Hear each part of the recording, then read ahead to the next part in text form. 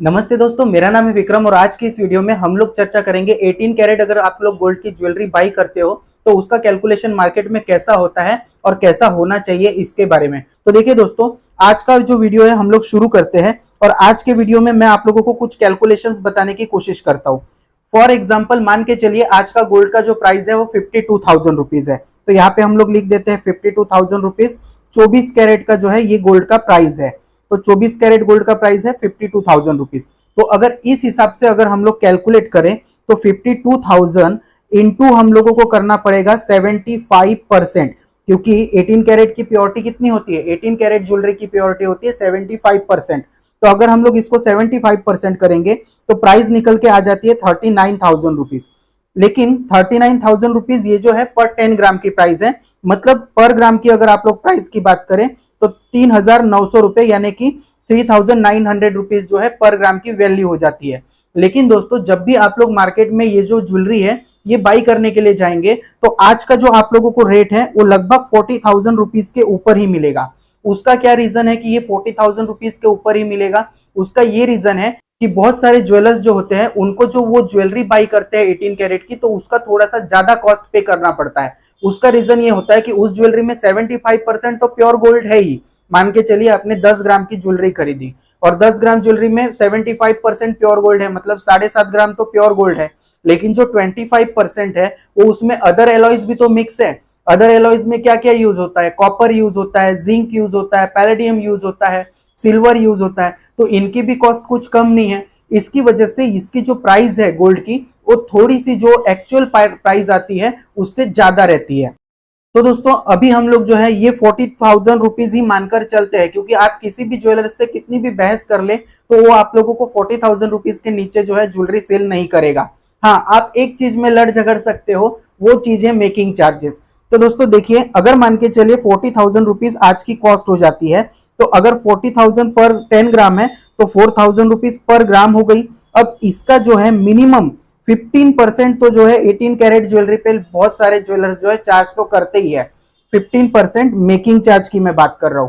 तो अगर 4,000 का 15% अगर हम लोग कर ले तो कितना हो जाता है? 600 रुपए पर ग्राम। मतलब मिनिमम आप लोगों को 600 रुपए पर ग्राम मेकिंग तो लगती है। अब ये 15% जो है मैं मिनिमम बोल रहा हूँ, कहीं कहीं पे 18%, कहीं कहीं पे 20% तक भी मेकिंग होती है। और अगर मान के चलिए 20% के ऊपर मेकिंग है तो वो हम लोग समझ भी सकते हैं कि कोई इटालियन टाइप की ज्वेलरी हो तो उसके ऊपर जो है 20% के ऊपर भी जो है मेकिंग चार्ज लग सकते हैं। लेकिन मिनिमम 15% आप लोगों को मेकिंग चार्ज लगते हैं। और आप लोग जब ये 600 रुपीज पे करते हैं मेकिंग चार्ज, तो अब मान के चलिए आपने 5 ग्राम की ज्वेलरी कोई खरीदी है 18 कैरेट में, तो 5 ग्राम की ज्वेलरी अगर मान के चलिए आप ले रहे हो तो आप लोगों को जो है कितना पे करना पड़ेगा? आप लोगों को पे करना पड़ेगा 4,000 रुपए पर ग्राम, प्लस इसमें आप लोगों को 600 रुपए पर ग्राम जो है मेकिंग पेड करनी पड़ेगी। मतलब आप लोगों को जो है इंटू इसको आप 5 करेंगे, मतलब 4,000 रुपए पर ग्राम गोल्ड का भाव हो गया, 600 रुपया मेकिंग हो गया, इंटू आपने 5 कर दिया, मतलब आप लोगों की कॉस्ट निकल के आ गई 23,000 रुपए। तो 23,000 रुपए में ये 18 कैरेट की जो ज्वेलरी है 5 ग्राम की आप लोगों को पड़ती है। अब ये जो 5 ग्राम की ज्वेलरी है, मान के चलिए आप आज ही इसको एक्सचेंज कर रहे हो या फिर आज ही जो है इसको सोल्ड आउट कर रहे हो, या आपने पहले खरीदी थी और आज आप इसको एक्सचेंज कर रहे हो, तो एक्सचेंज कर रहे हो तो आप लोगों को क्या कॉस्ट पड़ेगी? तो यहाँ पे 4,000 रुपीज का चार्ज नहीं पकड़ा जाता, यहाँ पे क्या पकड़ा जाता है? 52,000 रुपीज इंटू आप लोगों का हो गया 75%, मतलब लगभग 39,000 रुपीज जो कॉस्ट आती है वो।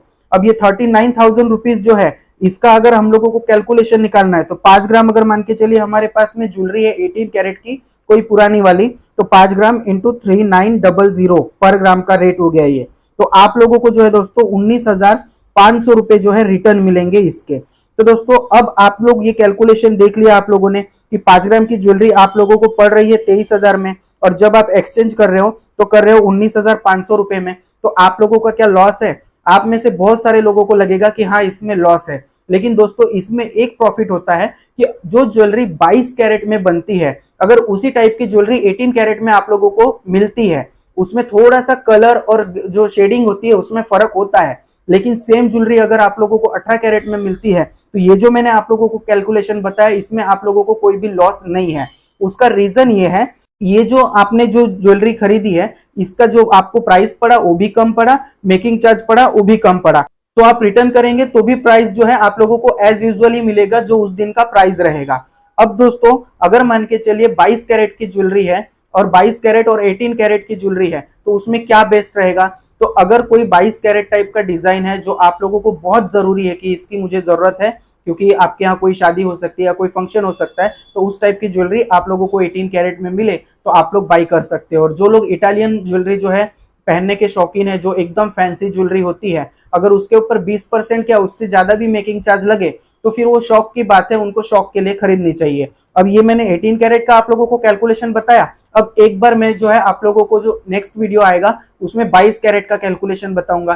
तो बाद में जो है तीसरा जब हम लोग वीडियो बनाएंगे उसमें जो है दोनों को कंपेयर कर लेंगे कि आपका फायदा किस में है। तो दोस्तों उम्मीद करता हूं ये जानकारी आप लोगों को पसंद आई होगी। जानकारी अगर पसंद आई हो तो वीडियो को लाइक कर दे और चैनल पे अगर नए हो तो चैनल को जरूर सब्सक्राइब कर दे। आज के लिए बस इतना ही। Thank you.